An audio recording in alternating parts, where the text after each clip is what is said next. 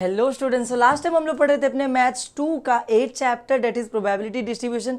पिछले वीडियो में हम लोगों ने अपना 8.4 खत्म कर लिया था। अब टेक्निकली 8.4 पे चैप्टर खत्म हो जाता है, पर याद करो हम लोगों ने 8.2 स्किप किया था। हमने 8.1 पढ़ा, फिर 8.3 पढ़ा, फिर 8.4 पढ़े। हम लोगों ने 8.2 क्या कर दिया था, स्किप कर दिया था। तो अभी हम लोग तीनों एक्सरसाइज होने के बाद 8.2 स्टार्ट करने वाले हैं। क्यों स्किप किया था मैं तुम लोगों को ऑलरेडी बता चुका हूँ, क्योंकि इसके अंदर इंटीग्रेशन का यूज होता है जो कि थोड़ा बाकियों से अलग है, इसलिए इसको लास्ट में करने वाले थे। Let us start with our exercise 8.2। अब मैं तुम लोगों को समझाता हूँ क्या है एक्सरसाइज 8.2 में। हम लोगों को पढ़ना है कंटिन्यूअस डिस्ट्रीब्यूशन के बारे में। किसके बारे में पढ़ना है हम लोगों को? एक्चुअली कंटिन्यूअस डिस्ट्रीब्यूशन के बारे में नहीं पढ़ना है हम लोगों को, पढ़ना है नॉर्मल डिस्ट्रीब्यूशन के बारे में। किसके बारे में पढ़ना है हम लोगों को? Normal distribution. अब ये जो है ना, ये बाकियों से क्यों अलग है मालूम है? क्योंकि मैं बोल रहा हूँ ये ना कंटिन्यूअस डेटा के साथ डील करता है। इसमें इंटीग्रेशन का यूज होता है, सीधे सीधे बोलूँ तो इसमें किसका यूज होता है? इंटीग्रेशन का। चैप्टर के स्टार्टिंग में बताया था डिस्क्रीट होता है, कंटिन्यूअस होता है। डिस्क्रीट यानी सब अलग अलग है, 1 के बाद 2, 2 के बाद 3, 3 के बाद 4। कंटिन्यूस में पॉइंट आ जाता है, 1 के बाद 1.1, 1.11, 1.12 ऐसे आ जाता है ना। तो ये कंटिन्यूअस डेटा के साथ डील करता है। किसके साथ डील करता है? यहाँ पे मैं लिख दूँ, it deals with continuous data, और इसीलिए इसके अंदर इंटीग्रेशन का भी यूज़ होता है। और ये इस चीज़ को क्या बना देता है? थोड़ा सा कॉम्प्लिकेटेड। समझ में आया? तो आज हम लोग स्टार्ट करेंगे 8.2 यानी कि नॉर्मल डिस्ट्रीब्यूशन। अब नॉर्मल डिस्ट्रीब्यूशन स्टार्ट करने से पहले कुछ बातें तुम्हें समझना ज़रूरी है। क्या समझना ज़रूरी है? कि यार जैसे जब हम लोग पढ़ते थे नॉर्मल फर्स्ट एक्सरसाइज पढ़ते थे, तो हम लोग उसमें बोलते थे अपना जो डब्बा बनता था, ये तो कैसे डब्बा बनता था, ऐसे यहाँ पे लिखा रहता था x, यहाँ पे लिखा रहता था px, ऐसे लिखा रहता था ना, और ऐसे ऐसे ऐसे ऐसे कुछ वैल्यूज रहती थी। फर्स्ट वाले एक्सरसाइज में 8.1 में हमने पढ़ा था ऐसा। तो इस डब्बे को हम लोग बोलते थे पीएमएफ। क्या बोलते थे? PMF, probability mass function. क्या बोलते थे? प्रोबेबिलिटी मास फंक्शन, है ना। तो वैसे ही जब हम लोग नॉर्मल डिस्ट्रीब्यूशन पढ़ते हैं, तो नॉर्मल डिस्ट्रीब्यूशन में ऐसा टेबल नहीं बनता है। नॉर्मल डिस्ट्रीब्यूशन में पता है क्या बनता है? नॉर्मल डिस्ट्रीब्यूशन में बनता है ये 8.2, ये देखो 8.1 में हमने पढ़ा था। 8.2 में फॉर्मूला बनता है ऐसे करके, कि ऐसे देखो ऐसा फॉर्मूला होता है, F of x is equals to blah blah blah blah blah, ऐसा कुछ फॉर्मूला बन जाएगा। F of x is equals to blah blah blah blah करके ऐसा कोई फॉर्मूला दिया रहेगा हम लोगों को। और ये जो फॉर्मूला है इसको हम लोग बोलते हैं पीडीएफ। इसको हम लोग क्या बोलते हैं? पीडीएफ। पीडीएफ मतलब क्या हुआ? Probability density function. यहाँ पे मैं लिख दूँ पीडीएफ मतलब क्या होता है? Probability density function. क्या समझा रहा हूँ मैं? समझने की कोशिश करो।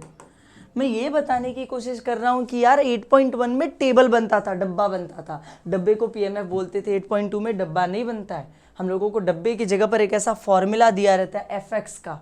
F x is equals to blah blah blah, वहाँ पे कुछ भी लिखा रहेगा ना, एक फंक्शन दिया रहता है। और यही फंक्शन को हम लोग कहते हैं पीडीएफ, प्रोबेबिलिटी डेंसिटी फंक्शन। ये दोनों एक ही जैसे, उसमें डब्बा बनता था, इसमें डब्बे की जगह पे फंक्शन बन जाता है। समझ में आया? इसी फंक्शन को पीडीएफ बोलते हैं, प्रोबेबिलिटी डेंसिटी फंक्शन। तुम लोगों को बस इतना समझना है कि जैसे उसमें कंडीशन होती थी ना, पीएमएफ को चेक करने के लिए क्या कंडीशन होती थी? कि पहली बात तो सारे के सारे ऑल जो प्रोबेबिलिटीज हैं वो क्या होने चाहिए? ग्रेटर देन इक्वल टू 0, यानी कि पॉजिटिव होने चाहिए। फिर होता था कि यार summation of P of x हमेशा क्या आना चाहिए? 1 आना चाहिए। ऐसे उसके अंदर क्या होते थे? कंडीशंस होते थे। पीडीएफ में भी कंडीशंस है। पीडीएफ में भी क्या है? कंडीशंस है। तो यहाँ पे लिख देता हूँ, क्या हम लोग पढ़ेंगे अभी? कंडीशंस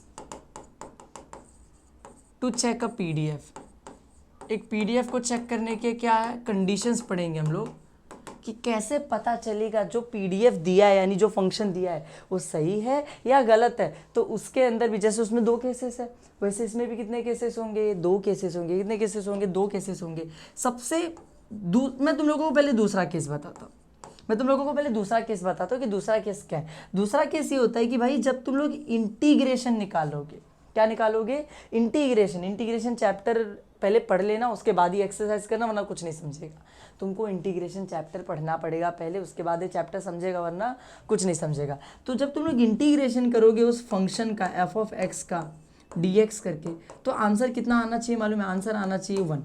अगर तुम लोग उस फंक्शन का इंटीग्रेशन निकालोगे तो आंसर कितना आना चाहिए? 1। और ये इंटीग्रेशन की लिमिट्स कहाँ से लेके कहाँ तक होंगी? a से लेके b तक। ये लिमिट्स हम लोगों को क्वेश्चन में दी रहती हैं ये लिमिट्स क्वेश्चन में दी रहती है कि लोअर लिमिट क्या है, अपर लिमिट क्या है। तो लोअर लिमिट से लेके अपर लिमिट तक का जब इंटीग्रेशन करेंगे उस फंक्शन का तो आंसर कितना आना चाहिए 1। और इंटीग्रेशन करना तुम इंटीग्रेशन चैप्टर में सीख लेना, उसके बाद ही एक्सरसाइज करना, वरना कुछ भी पल्ले नहीं पड़ेगा। समझ में आया मैं क्या बोल रहा हूँ? चलो ठीक है, ये तो दूसरा कंडीशन हो गया। और ये सेम इसके जैसा है, जैसे यहाँ पर था ना, यहाँ पर देखो होता था समेशन पी ऑफ x1 होता था, बस समेशन की जगह इंटीग्रेशन आ गया है। लेकिन सवाल ये आता है कि भाई साहब पहला कंडीशन क्या है, यहाँ पर क्या कंडीशन है? तो यहाँ पर कंडीशन है कि तुम्हारा जो एफ ऑफ एक्स है, एफ ऑफ एक्स यानी जो तुम्हारा फंक्शन है वो ग्रेटर देन इक्वल टू 0 होना चाहिए, यानी कि पॉजिटिव होना चाहिए। सेम वही कंडीशन जो वहाँ पर थी। वहाँ पे क्या था, प्रोबेबिलिटी क्या होनी चाहिए, ग्रेटर देन इक्वल टू 0 यानी कि पॉजिटिव होनी चाहिए। यहाँ पे एफ ऑफ एक्स तुम्हारा ग्रेटर देन इक्वल टू 0 यानी कि फंक्शन पॉजिटिव होना चाहिए। ये दो कंडीशन याद रखना, अगर ये दो कंडीशन सेटिस्फाई होते हैं तो वो पीडीएफ है, वरना पीडीएफ नहीं है। समझ में आया मैं क्या बोल रहा हूँ? और बस बाकी की जो चीज़ें वो तो हम लोग धीरे धीरे चैप्टर सीखते सीखते डिस्कस कर लेंगे। Let us start with our question number 1। चलो स्टार्ट करते हैं अपने क्वेश्चन नंबर 1 से। क्वेश्चन नंबर 1 में देखो क्या दिया, यहाँ पर लिखा हुआ है कि भाई साहब check whether each of the following is a PDF.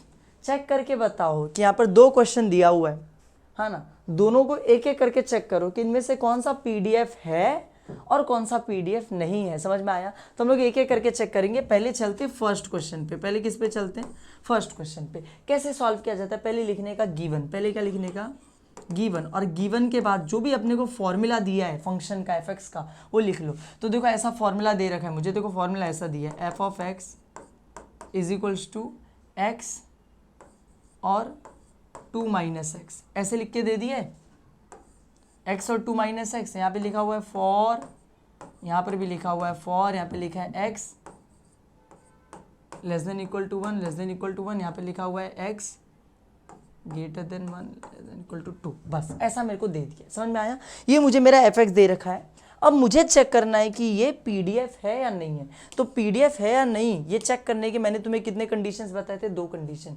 दोनों कंडीशन क्या थी? पहली कंडीशन की बात करो। पहली कंडीशन बोलता था F X should be greater than equal to 0, positive होना चाहिए, 0 या फिर 0 से बड़ा होना चाहिए, माइनस में नहीं होना चाहिए। यहाँ पर देखो ना ज़रा एक चीज़ देखो, तुम लोग मेरे को एक बात बताओ, यहाँ पर देखो एफ एक्स के मेरे पास 2 फॉर्मूले, एक एफ एक्स का फॉर्मूला दे दिया एक्स, एक एफ एक्स का फॉर्मूला दे दिया 2 माइनस एक्स। हम लोग दोनों को एक एक करके चेक करते हैं। ये जो एफ एक्स है ये 1 1 दिया था कि 0 1 दिया हुआ था भाई?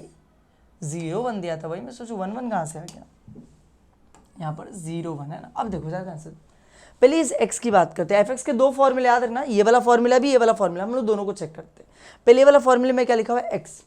अगर मैं x की जगह यहाँ पे 0 लिखा, 0 पुट कर दूँ तो x की जगह 0 आ जाएगा और आंसर क्या आ जाएगा? 0। अगर मैं इस x की जगह पे यहाँ पे क्या लिखा है 1, 1 पुट कर दूँ तो x की जगह 1 आ जाएगा। 1 नेगेटिव है कि पॉजिटिव है? पॉजिटिव है। ओके, ये वाले फॉर्मूले को चेक करते हैं, 2 माइनस एक्स को। यहाँ पे 2 माइनस एक्स में x की जगह पे मैं लिख दूँ ये 1, यहाँ पे 1 लिख दूँ तो 2 माइनस एक्स की जगह आ जाएगा 2 माइनस 1, और 2 माइनस 1 कितना होता है? 1। 1 क्या है? पॉजिटिव नंबर है। अगर मैं इस x की जगह रख दूँ ये 2 रख दूँ तो 2 माइनस 2 कितना हो जाएगा? 0 हो जाएगा। समझ रहे हो मैं क्या बोल रहा हूँ? देखो पहला फॉर्मूला था x और वैल्यू क्या दी थी? 0 1। x की जगह पे 0 रखोगे तो आंसर 0 आएगा, x की जगह पे 1 रखोगे तो आंसर 1 आएगा। दूसरा फॉर्मूला क्या दिया था? 2 माइनस एक्स। 2 माइनस एक्स में अगर 1 रखोगे तो 2 माइनस 1 कितना हो जाएगा? 1 हो जाएगा, और 2 माइनस एक्स में अगर 2 रखोगे तो 2 माइनस 2 कितना हो जाएगा? 0 हो जाएगा। आंसर देखो 0 1 0 1, यानी क्या तो 0 आ रहा है तो 1 आ रहा है, यानी या तो 0 है तो पॉजिटिव आ रहा है, आंसर नेगेटिव नहीं है। इसका मतलब first condition satisfied, first condition satisfied. तो मैं यहाँ पे लिखूंगा हियर एफ ऑफ एक्स जो है वो ग्रेटर देन इक्वल टू 0 है। क्या है? F of X greater than equal to 0, therefore first condition is satisfied, first condition is satisfied. अब हम लोग चलेंगे अपनी दूसरे कंडीशन की तरफ। दूसरा कंडीशन क्या बोलता है? बोलता है कि इंटीग्रेशन लो a से लेके b तक का, लोअर लिमिट से लेके अपर लिमिट तक का, और आंसर कितना आना चाहिए? 1। चलो ठीक है। अब यहाँ पर यार फंक्शन के 2 फॉर्मूला दिए, ये भी दिया ये भी दिए, तो हम लोग क्या करेंगे? दोनों का इंटीग्रेशन लेंगे और दोनों के इंटीग्रेशन को ऐड करेंगे, क्योंकि भले फॉर्मूले 2 हैं, फंक्शन एक ही है, एक ही फंक्शन के 2 फॉर्मूले हैं, तो दोनों एक साथ सॉल्व होगा। तो हम लोग ऐसे लिखेंगे, इंटीग्रेशन कैसे करेंगे? पहले लिमिट है, देखो इंटीग्रेशन में लिमिट लगानी पड़ती है। अब तुम लोग को बता रहा लिमिट कैसे। इंटीग्रेशन लिखा मैंने, इंटीग्रेशन के अंदर क्या लिखा जाता है, फंक्शन का फॉर्मूला। फंक्शन का फॉर्मूला ये क्या लिखा हुआ है, एक्स, तो यहाँ पे मैं लिखूंगा एक्स, क्या लिखूंगा एक्स, ध्यान से सुनना, इंटीग्रेशन फिर फंक्शन का फॉर्मूला, फंक्शन का फॉर्मूला क्या था, एक्स था। यहाँ पे लिमिट लिखनी पड़ती है, लोअर लिमिट अपर लिमिट, तो बाजू में देखो ना, lower limit 0 upper limit 1, lower limit 0 upper limit 1 dx, easy, समझ में आया। प्लस प्लस यहाँ पे प्लस लिखो क्योंकि और भी है, अभी नीचे वाला फॉर्मूला बचा है। इंटीग्रेशन एफ एक्स का फॉर्मूला क्या दिया, 2 माइनस एक्स, तो लिखो 2 माइनस एक्स, लिख दिया। फिर यहाँ पे लोअर लिमिट से लेकर अपर लिमिट, लोअर लिमिट 1 है अपर लिमिट 2 है, तो लोअर लिमिट 1 अपर लिमिट 2। चलो अब इसको सॉल्व करते हैं। अब इसको क्या करते हैं, सॉल्व। मैंने बोला इसको सॉल्व करने के लिए तुम्हें इंटीग्रेशन आना चाहिए, पहले इंटीग्रेशन पढ़ लेना। चलो ठीक है, तो बहुत ईजी है यार। एक्स का इंटीग्रेशन क्या होता है, सबको पता है, एक्स का integration is x square upon में 2, ईजी। फिर यहाँ पर एक बॉक्स बनेगा और बॉक्स में नीचे लोअर लिमिट यानी कि 0 लिखा जाएगा और ऊपर अपर लिमिट यानी कि 1 लिखा जाएगा। इंटीग्रेशन इतना आता है अपने को। फिर प्लस यहाँ पे लिखा है 2 का इंटीग्रेशन क्या हो जाएगा, 2x हो जाएगा। माइनस यहाँ पे लिखा हुआ है x का इंटीग्रेशन क्या हो जाएगा, एक्स स्क्वायर अपॉन में 2, पता है ना। 2 का इंटीग्रेशन 2x, कोई भी नंबर रहता है उसका इंटीग्रेशन आता है तो उसके बाजू में x आ जाता है, x का तो एक्स स्क्वायर अपॉन में 2 है। फिर यहाँ पे एक डब्बा बनेगा, डब्बे में नीचे लोअर लिमिट और ऊपर क्या लिखा जाएगा, अपर लिमिट, इतना हम लोगों को पता है। ठीक है, अब इसको सॉल्व करते हैं। चलो कैसे सॉल्व करेंगे, देखो पहले क्या पुट करते हैं, अपर लिमिट, फिर माइनस करके lower limit, upper limit minus lower limit. तो पहले x की जगह पे अपर लिमिट यानी 1 रखेंगे, तो x का स्क्वायर क्या हो जाएगा, 1 का स्क्वायर अपॉन में 2, एक्स स्क्वायर अपॉन 2, 1 पड़ गया, 1 स्क्वायर अपॉन 2। फिर minus lower limit 0 square upon में 2 हो जाएगा, है ना, लोअर लिमिट हो गया 0 स्क्वायर अपॉन में 2। प्लस यहाँ पर सॉल्व करते हैं थोड़ा, पहले अपर लिमिट क्या है 2 है, तो पहले 2 पड़ेगा, तो 2 x की जगह कितना आ जाएगा 2, माइनस x की जगह कितना आ जाएगा 2 का स्क्वायर अपॉन में 2, ईजी। अपर लिमिट पड़ गया, फिर बीच में आएगा माइनस और फिर क्या आ जाएगा लोअर लिमिट, ये अपर लिमिट पड़ा है। फिर माइनस के बाद लोअर लिमिट 1 पड़ेगा सबकी जगह, तो 2x की जगह कितना आ जाएगा 1 आ जाएगा, माइनस एक्स स्क्वायर यानी 1 अपॉन में 2। समझ में आया, समझे तुम लोगों ने क्या हुआ, upper limit minus lower limit, upper limit minus lower limit. जिसको इंटीग्रेशन आता है उसको बहुत अच्छे से समझ गया रहेगा, आसान है ये, इसमें ज़्यादा दिमाग नहीं लगाना है। 1 का स्क्वायर 1 होता है अपॉन में 2, 0 का स्क्वायर 0 होगा, ये सब कुछ 0 बन जाएगा क्योंकि 0 के साथ। ये यहाँ पे आ जाओ सीधे प्लस, यहाँ पर ब्रैकेट में देखते हैं 2 2 ज़ा 4 माइनस, ये 2 स्क्वायर एक 2 बढ़ जाएगा तो एक 2 बचेगा, तो 4 माइनस 2 बचा, ब्रैकेट में बचा 4 माइनस 2 माइनस, यहाँ पे देखो 2 1 ज़ा 2 माइनस 1 का स्क्वायर 1 होता है, अपॉन में 2 है तो अपॉन में 2, ईजी ईजी एकदम। और सॉल्व करते हैं इसको। चलो ये 1/2 लिखा है, इसको रहने दो, ये 1/2 को रहने दो, प्लस 4 माइनस 2 कितना हो जाएगा 2 हो जाएगा, माइनस यहाँ पे क्या करेंगे क्रॉस मल्टीप्लाई, इसको क्रॉस मल्टीप्लाई करो, 2 2 ज़ा 4 माइनस 1 पूरे के अपॉन में 2, ईजी है। फिर 1/2 प्लस 2 माइनस, ये कितना हो जाएगा 4 माइनस 1 3 अपॉन में 2, ईजी है एकदम। आगे देखो, आगे मैं क्या बोल रहा हूँ, देखो इसके भी अपॉन में 2 है, इसके भी अपॉन में 2 है, तो बेस कॉमन ले लो, अपॉन में 2, यहाँ पे 1 यहाँ पे -3, ईजी, और ये +2, ठीक है। 1 - 3 कितना हो जाएगा -2 अपॉन 2, और यहाँ पे +2 है, तो -2 अपॉन 2 कटेगा, कितना आएगा -1, तो -1 + 2, आंसर कितना आ जाएगा 1, आंसर कितना आ जाएगा 1। इसका मतलब कि सबका इंटीग्रेशन निकालने के बाद आंसर कितना आ रहा है 1 आ रहा है। देखो इंटीग्रेशन बेसिक सॉल्व करो और इंटीग्रेशन निकालने के बाद आंसर कितना आ रहा है 1 आ रहा है, इसका मतलब second condition is also satisfied. तो मैं यहाँ पे लिखूंगा therefore second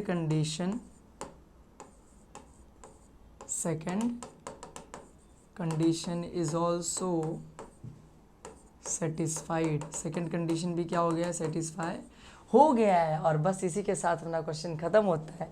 it is a PDF, it is a PDF।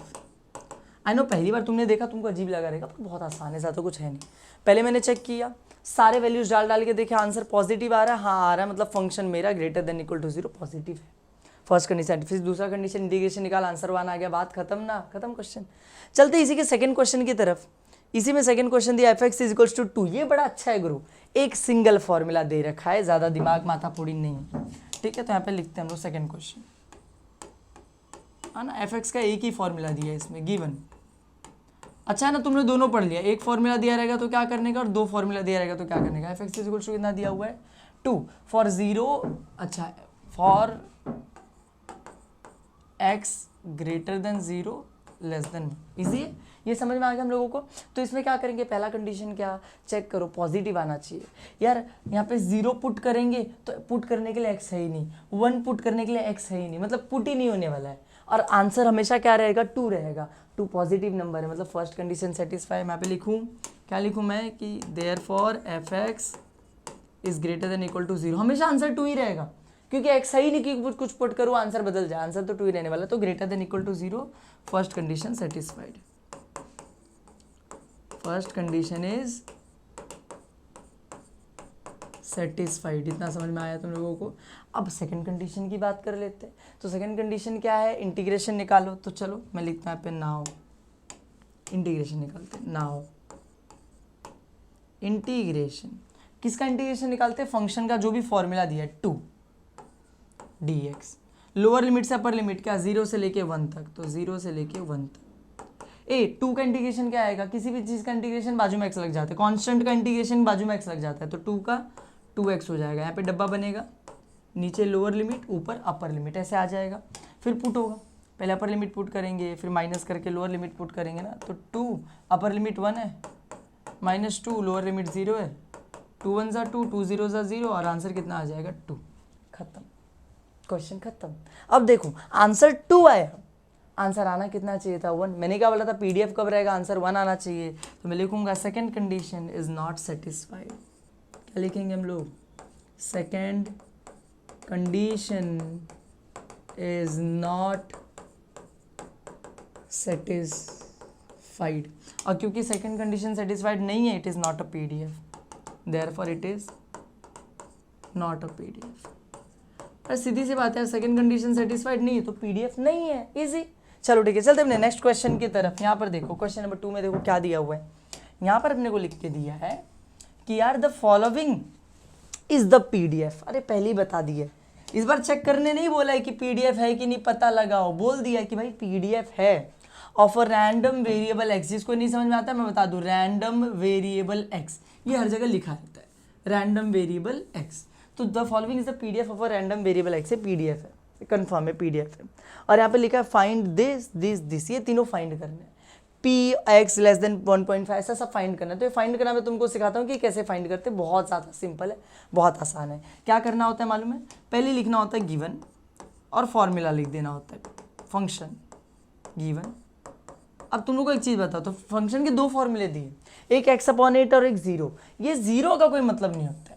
अगर जैसा फर्स्ट क्वेश्चन में दिया था 2 अलग अलग फॉर्मूले समझ में आता है। अगर 0 दिया रहे ना तो उसको लिखने का ही नहीं, एक ही फॉर्मूला लिखो बस, x/8, f(x) = x/8 for x greater then 0 less than 4। ये समझ में आ गया, फॉर्मूला हम लोगों का फंक्शन है, प्रोबेबिलिटी का पीडीएफ। अब ये तीनों एक एक करके फाइंड आउट करना चालू करते हैं, ठीक है।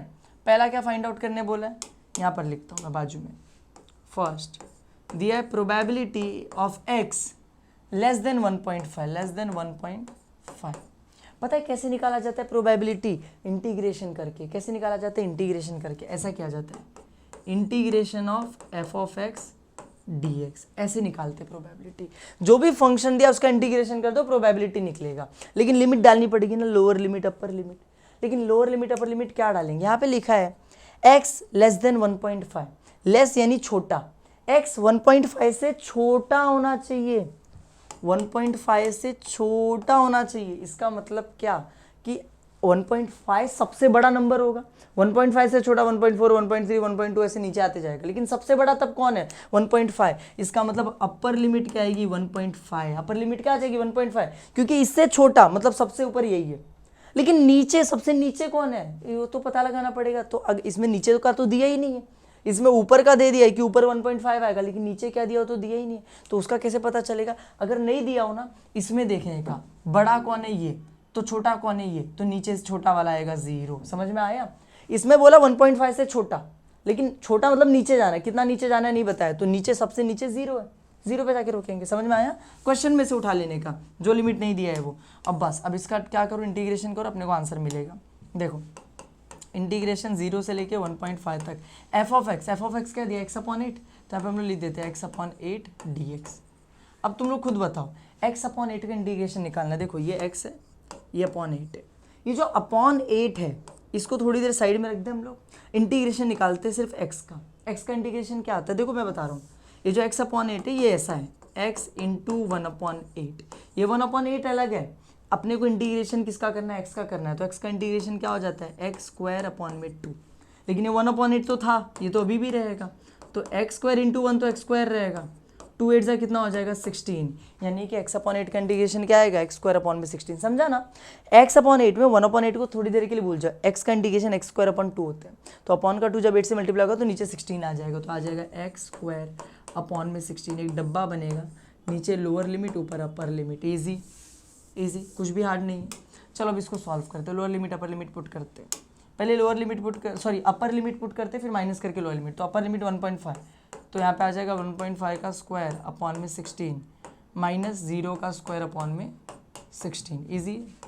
ये 1.5 का स्क्वायर क्या होता है, 1.5 में पॉइंट छोड़ो क्या बचेगा 15, 15 का स्क्वायर 225, इसमें एक डिजिट पीछे से, एक डिजिट पे पॉइंट था, इसमें पीछे से 2 पे लगा दो, खत्म।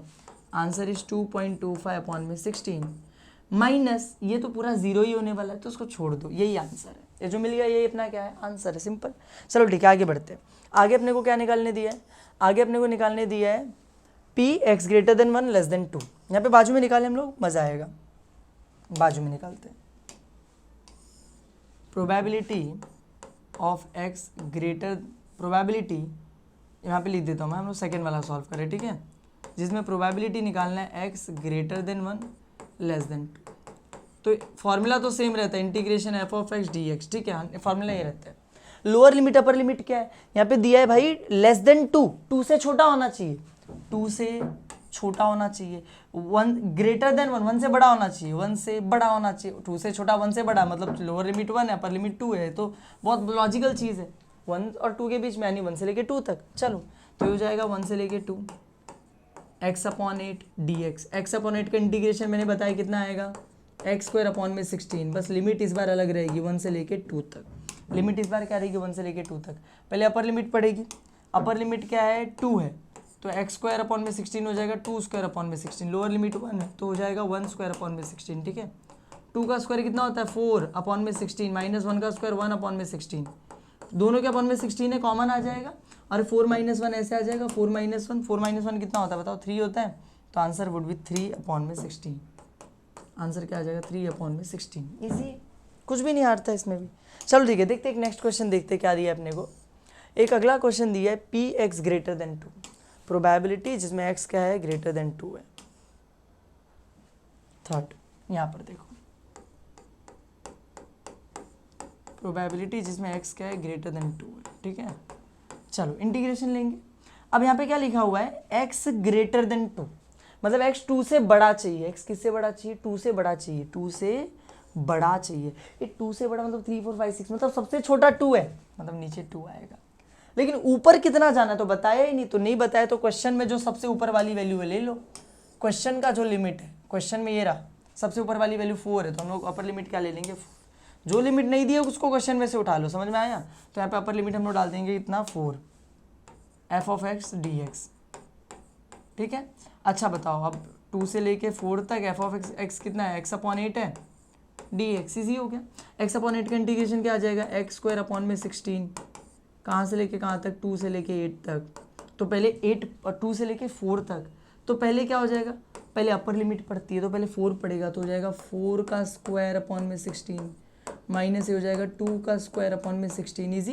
तो अब देखो क्या हो जाएगा, 4 का स्क्वायर कितना होता है बताओ 16 अपॉन में 16 माइनस 2 का स्क्वायर कितना होता है 4 अपॉन में 16, दोनों के नीचे 16 है, पूरे के अपॉन में 16 ले लो, 16 माइनस 4 कितना बचेगा 12 अपॉन में 16, कितना बच जाएगा 16 माइनस 4 कितना होता है 12 होता है, अपॉन में 16 काटेंगे 4 से, तो 4 3 ज़ा 12, 4 4 ज़ा 16, 3 अपॉन 4, ईजी क्वेश्चन सॉल्व, समझ में आया। तो आई होप तुम लोगों को अब समझ गया होगा कि क्वेश्चन को कैसे सॉल्व करना, पीडीएफ कैसे चेक करेंगे, पहले चेक करेंगे सारे नंबर्स डाल के पॉजिटिव आना चाहिए आंसर, पहले कंडीशन, दूसरी कंडीशन इंटीग्रेशन बनाना चाहिए, और प्रोबेबिलिटी कैसे निकालते हैं इंटीग्रेशन, जो लिमिट क्वेश्चन में दिए, क्वेश्चन में जो लिमिट दिए ले लो, जो लिमिट नहीं दिए क्वेश्चन में से मिल जाता है, समझ में आया। तो बस इसी के साथ आज का वीडियो यहाँ पे खत्म करते हैं, अगर वीडियो पसंद आई है तो वीडियो को लाइक करना, चैनल को सब्सक्राइब करना, मिलते हैं नेक्स्ट वीडियो में, थैंक यू।